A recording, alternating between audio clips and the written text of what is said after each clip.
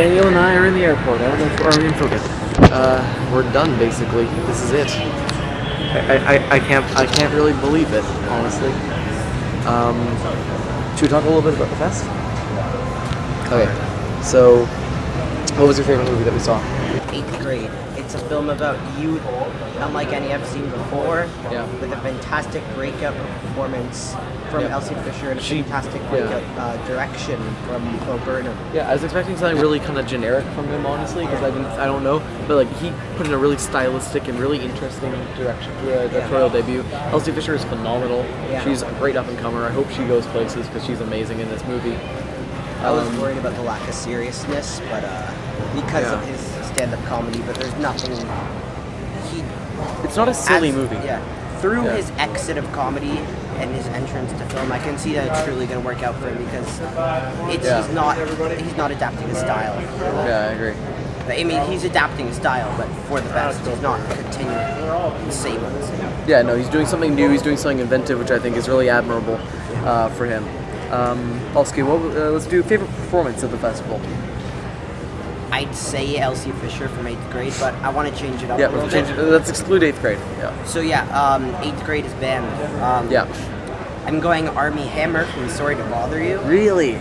Unlike anything I've ever seen in my life, he plays a coked out, really coked nervous out wreck of a business executive who runs a telemarketing company that might be into some shady involving genetic transfusion. Thanks for making me have to bleep this.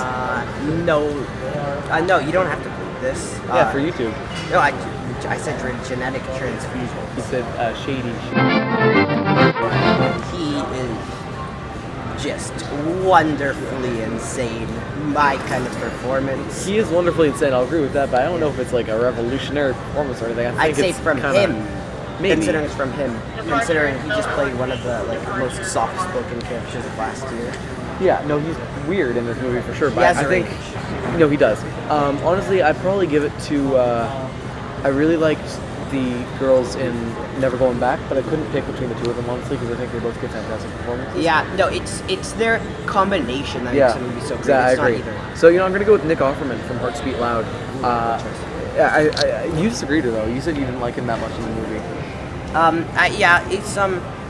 I felt he was pulling a bit of a repeat. You know, he does a lot of the same stuff, but I can totally see why you liked it.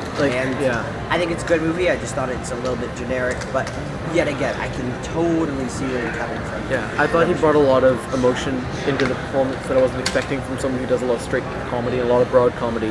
I was expecting a much more kind of broadly comedic performance, but he brought a lot of like the same kind of feeling that Laurie Metcalf brought in Lady Bird.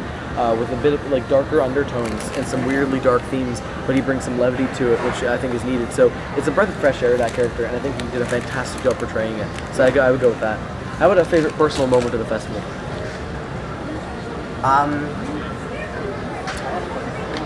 You go first, because I don't want to use something from the same movie again. I'm going to go with 8th Grade again, unfortunately. Only because I got to meet Bo Burnham after the movie. I didn't film it, but I got to meet Bo Burnham after the movie, and I went up to him and I told him, this is a really special movie. Thank you for making it. It's really touching. And he said thank you and shook my hand. It was just a really lovely interaction. He seems like a genuinely really nice guy. So I picked that just because it was really, really cool to be able to meet him and congratulate him on the film. Yeah. I wouldn't say there was any moments I had that were too sentimental. I had a lot of experiences like that last year. But I'm gonna use some repeat films too. I loved the moment which you're probably gonna cut back to, but I'll say cue the clip after I say it. But there was a moment in the Sorry to Bother You Q&A in which the director and a very offended audience member had a debate over the necessity of a certain sexually graphic scene. Cue the clip. Yes, right here, down in front. I found it really discordant to have the gratuitous orgy with the perfect bodies in a film that was so otherwise pitch perfect on using and abusing humans. Mm-hmm. Why include that? What was the thought? Those were the people that were down to get naked.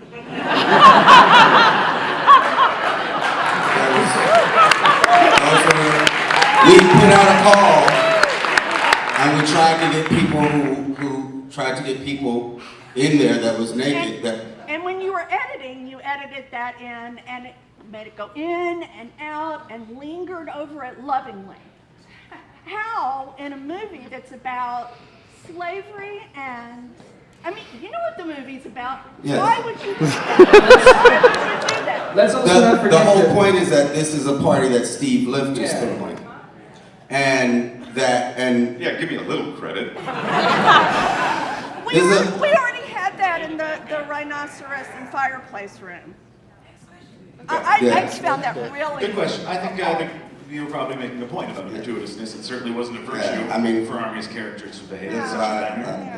But thank you for the question. Have a wonderful day. Next question, please. Oh, this is going really well so far.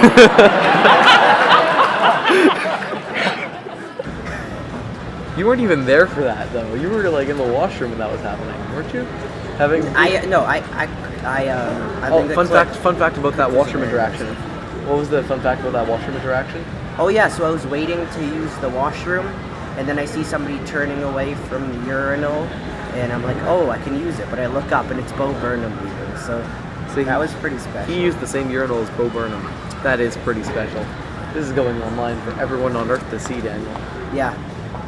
Cool. We all know where I peed. It's on the very left urinal at the Zach Theater. In Austin, Texas, at something South Marble Park. South Marble or something, or I don't know. Anyways, we're gonna get on the flight now, so cue the sad goodbye montage.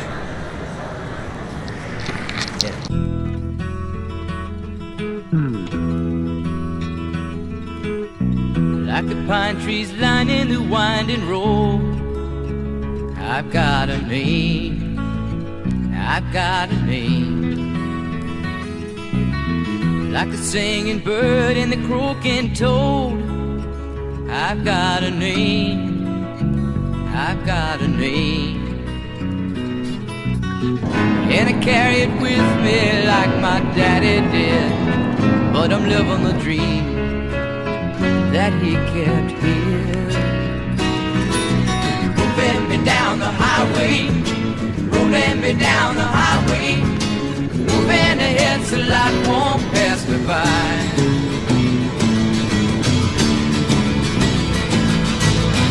Like a north wind whistling down the sky, I've got a song, I've got a song. Like the whippoorwill and the babies cry, I've got a song, I've got a song. And I carry it with me and I sing it loud. If it gets me nowhere, I go there proud. Moving me down the highway,